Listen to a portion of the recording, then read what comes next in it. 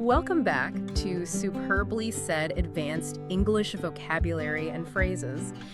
Today, we are actually doing a deep dive into some really fascinating source material, specifically a SpeakDuo lesson. Yeah, and just super quickly, you can go to SpeakDuo.com to meet new people from around the world who are practicing English on video calls, to become more confident with their English speaking ability. Absolutely. Highly recommend checking that out. But for today's deep dive, this lesson is entirely designed for you advanced English learners out there. We're getting right into the thick of it. Right into the really dramatic idioms. Yeah, exactly. Because when we talk about human endeavor, like whether you're building a startup, launching a marketing campaign, or just, I don't know, trying to fix your daily routine, we use some incredibly visual sensory idioms. Oh, totally. We use these phrases to describe the journey of ambitions, success, and honestly, complete failure. Right. And you basically always start with nothing, right?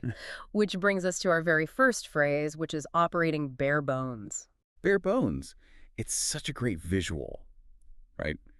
The definition here is being stripped down to only the most essential elements, just absolutely nothing extra. But people mix this up with minimalists all the time, don't they? They do, yeah. And the nuance here, which is crucial for advanced English, is that minimalist is almost always a deliberate aesthetic choice. Like buying a fancy, sleek desk. Exactly. You might spend $2,000 on a desk with literally no drawers just because you want that sleek, minimalist look in your office. It's a luxury. You're paying extra for less. Right. But bare bones implies a strict necessity. It's because of a severe lack of resources or money or time. You literally don't have a choice. You're operating with just the structural skeleton because there's no meat left on the bone. So, okay, if you're taking your IELTS exam, right, and you get a Part 2 speaking question asking you to describe a meal you prepared, you really wouldn't call it minimalist. No, definitely not. You might say, I got home incredibly late after a terrible shift, and I just threw together a completely bare-bones dinner of plain pasta and tomato sauce. Yeah, it wasn't gourmet, it wasn't an aesthetic choice, but it kept you alive. Right. And translating that to a workplace scenario, imagine presenting a financial report to your boss. Oh, stressful. Yeah, but if you say, I've prepared a bare-bones report, you were telling them it only contains the absolute vital facts, maybe a single chart, no 50-page introduction. Just the data. Which naturally leads us to the psychological consequence of having no resources, right? Mm-hmm. When you're operating a bare bones team, it inevitably creates our second phrase, a pressure cooker. A pressure cooker. Yeah. A pressure cooker is defined as an environment of intense, sustained stress that constantly tests your performance. And to really grasp this, we had to look at the physical kitchen appliance. The actual pie. Right. The real pressure cooker traps steam to cook food faster. The heat is immense, and the pressure just keeps compounding. But why use that? Like, why not just tell your boss, oh, my job is really stressful? Because stressful is just too broad. It's generic. Like, losing your keys is stressful. Getting a flat tire is stressful. But a pressure cooker implies a confined, inescapable environment. The lid is locked tight. The steam is building up around you, and if you don't perform perfectly, the whole thing feels ready to just violently explode. Okay, so describing your workplace to a friend, you might say, we have this massive new product launch coming up. With clients calling nonstop and the team working late every single night, the office has turned into a total pressure cooker. Perfect example. But wait, I have to challenge this concept a little bit. If you only have the essentials, if you are purposefully running a bare bones operation to save money, aren't you automatically turning up the heat on the team? Like, do we sometimes glamorize the pressure cooker? Oh, that's a really brilliant observation. Yes, inherently, a bare bones operation completely removes the safety net. Right. If you don't have extra staff to catch mistakes, every single decision carries terrifying weight. That lack of breathing room is exactly what screws the lid onto the pressure cooker. We might glamorize the hustle, but the psychological toll is immense. So how do you escape it? Usually, you need a breakthrough, a moment where the resistance breaks. Which brings us to our next category, gaining traction. Starting with hitting a tipping point. The tipping point. This is the critical moment when gradual, slow change suddenly becomes rapid and unstoppable. But we have to contrast it with a turning point. Because a turning point just implies a change in direction, right? Like taking a left turn. The scenery changed, but the effort is the same. Precisely. A turning point shifts your path, but a tipping point relies on the physics of a fulcrum. Think about pushing a massive boulder up a steep hill. Sounds exhausting. It is. It takes everything you have just to move it an inch. That's the pressure cooker. But the moment you crest the very top of that hill, that's the tipping point. Gravity takes over. It implies an explosion of unstoppable momentum. Okay, so for an IELTS response about a lifestyle change, you could say, moving my apartment 20 minutes closer to my office was the absolute tipping point that made my daily routine immensely easier. Yes, one small logistical change, but suddenly you had energy to exercise, cook, and sleep. The benefits cascaded. And at work, you might report that a struggling marketing campaign finally reached its tipping point after securing one massive endorsement. Suddenly, it just exploded overnight. Which is the perfect bridge to our next phrase, which is really the modern engine of fame. Viral momentum. Oh, we hear this all the time. Right. It's a force of a rapidly spreading trend working in your favor, especially online. And the biological analogy here is key. Think about how a virus spreads. Exponentially. Exactly. One person infects two, two infect four. We need to contrast viral momentum with just basic popularity. Popularity is static. A classic novel can be popular for 100 years without changing. But viral momentum is about the speed. The sheer terrifying speed and algorithmic force of mass sharing. Yeah. Like when a short cooking clip gets shared by influencers, Yeah. and suddenly it gains this insane viral momentum where literally everyone is trying to bake that feta cheese pasta. But let me ask you, is viral momentum always a good thing? Because it feels inherently uncontrollable. It is entirely uncontrollable. Once the algorithm takes over, your message belongs to the crowd. And often the things that capture the most viral momentum are the things that deeply divide people. Which brings us to phrase number 5, polarizing. Polarizing, meaning to divide people sharply into opposing camps with absolutely no middle ground. And how is this different from just being controversial? If a topic is controversial, people disagree, but they can usually sit at a table and debate the nuances. There are shades of gray. Right. But polarizing specifically draws on the physics of magnetic poles. It aggressively repels people to extreme opposite sides.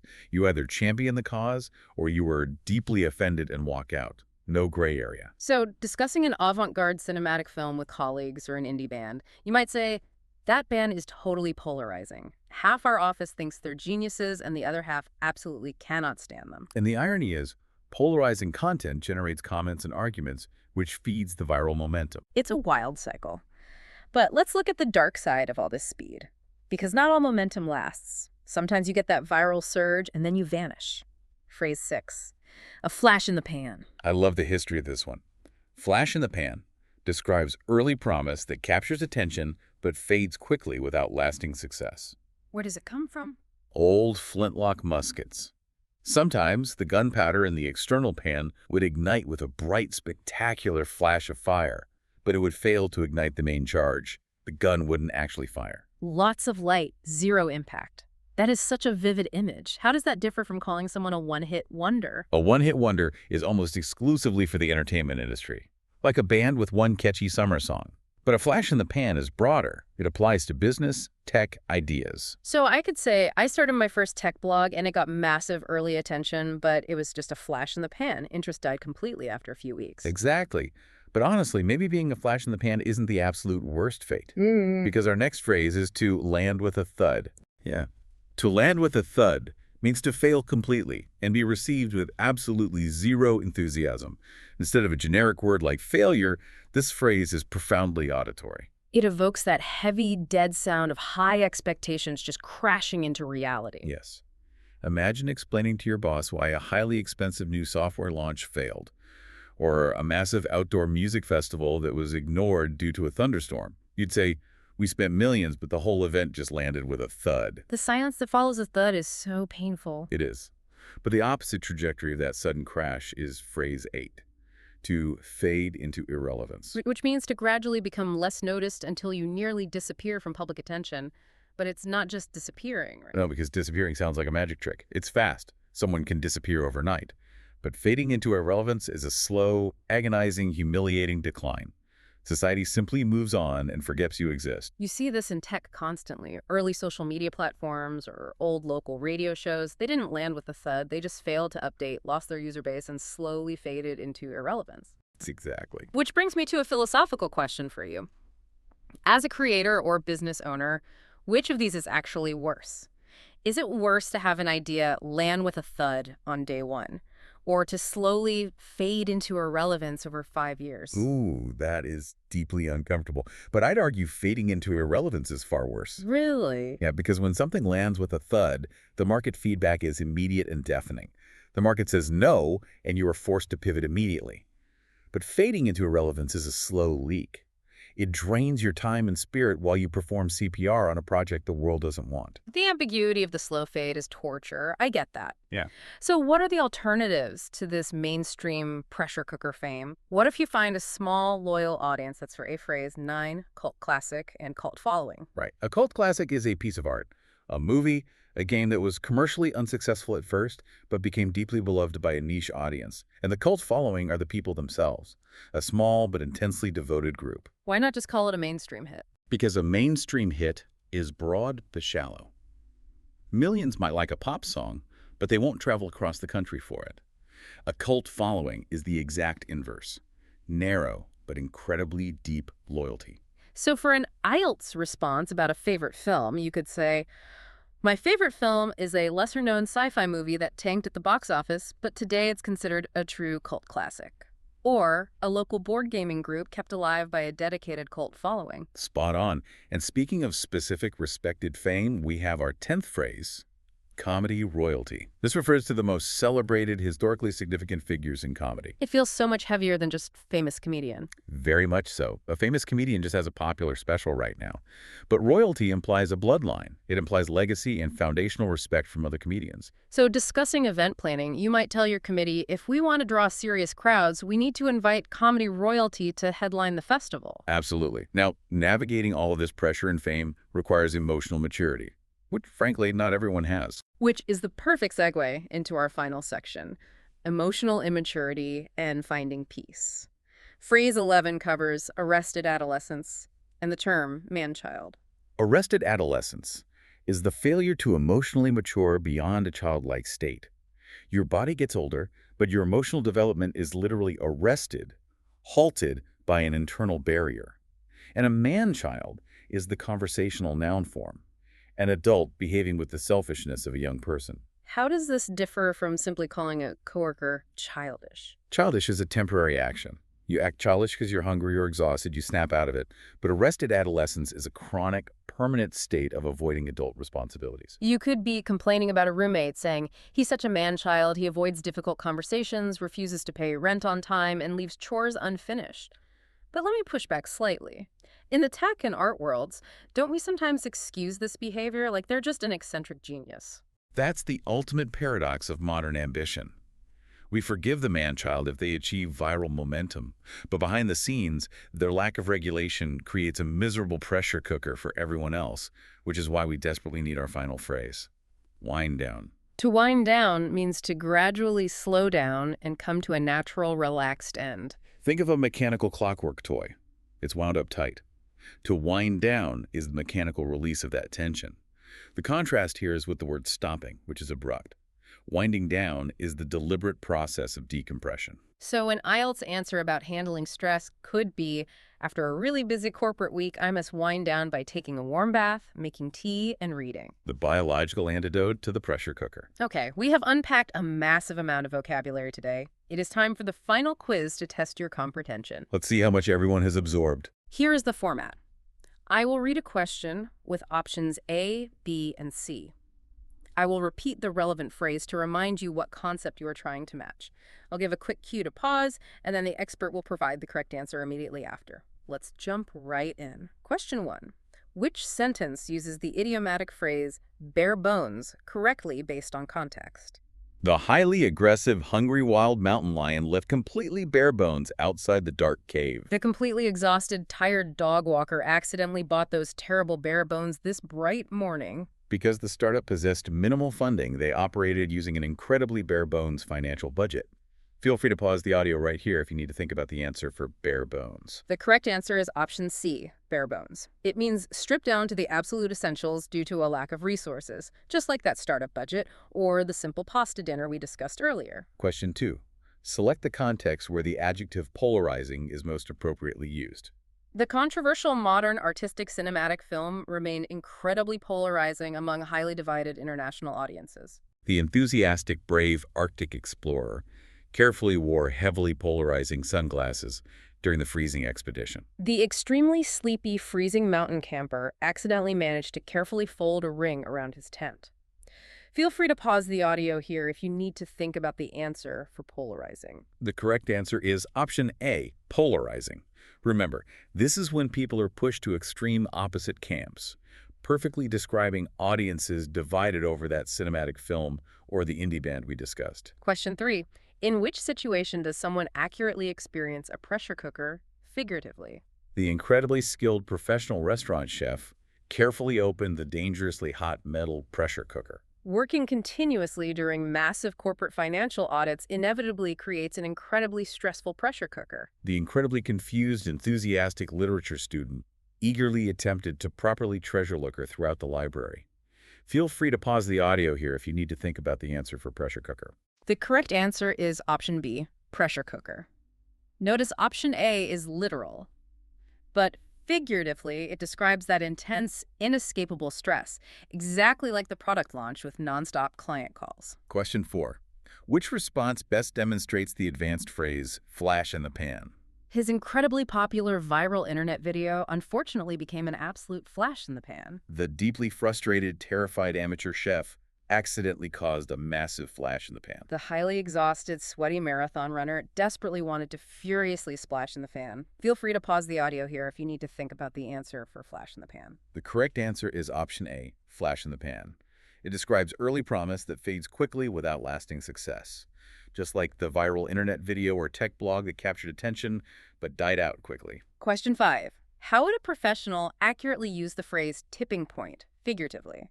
The incredibly clumsy, exhausted restaurant waiter accidentally found the heavy table tipping point today. The incredibly thirsty, tired marathon runner aggressively drank exactly one sipping pint this afternoon. That incredibly crucial public endorsement finally represented the absolute, ultimate, critical campaign tipping point. Feel free to pause the audio here if you need to think about the answer for tipping point. The correct answer is option C, tipping point. The exact moment momentum becomes unstoppable, perfectly aligning with a political campaign exploding after one crucial endorsement or that choice of moving closer to work. Question 6. Which scenario perfectly illustrates the ability to fade into irrelevance? The highly experienced professional hairstylist carefully managed to gently fade into irrelevance today. Without continuous massive software updates, those outdated digital platforms simply fade into irrelevance quickly. The incredibly confused, lost university student managed to accidentally aggressively wade into irrelevance completely. Feel free to pause the audio here if you need to think about the answer for fade into irrelevance. The correct answer is option B, fade into irrelevance. That slow, agonizing decline where society quietly moves on, perfectly illustrated by outdated digital platforms or early social media sites. Question 7. Which sentence accurately utilizes the advanced phrase, land with a thud, figuratively? The highly expensive corporate product launch unfortunately managed to completely land with a thud. The terribly exhausted heavy parachutist unfortunately managed to violently land with a thud today. The incredibly hungry, tired zoo animal desperately wanted to quickly stand with a bud. Feel free to pause the audio here if you need to think about the answer for land with a thud. The correct answer is option A, land with a thud. A massive failure received with zero enthusiasm, exactly like that expensive corporate product launch or the outdoor festival ruined by weather. Question 8. Which of the following statements correctly uses wind down figuratively? The deeply terrified, nervous mountain hiker desperately needed the heavy physical wind down completely. Following that incredibly stressful, busy corporate week, she desperately needed to peacefully wind down. The highly confused, competitive marathon runner accidentally decided to violently pin down his opponent. Feel free to pause the audio here if you need to think about the answer for wind down. The correct answer is option B, wind down. The deliberate process of releasing tension, perfectly matching our example of decompressing with tea and a bath after a busy corporate week. Fantastic job if you played along. It is truly incredible how much nuance is packed into these expressions. It really is. And it leaves me with a final provocative thought for you to mull over. When we look at all these phrases, it raises an interesting question. Do the dramatic words we use to describe success and failure, like pressure cooker or landing with a thud, actually shape our fear of trying new things? What if we changed our vocabulary to change our mindset? That is a phenomenal way to look at it, because if you only have the bare bones to start with, maybe it isn't a terrifying pressure cooker at all. Think about the power of your words today. Keep practicing, and we will catch you on the next deep dive.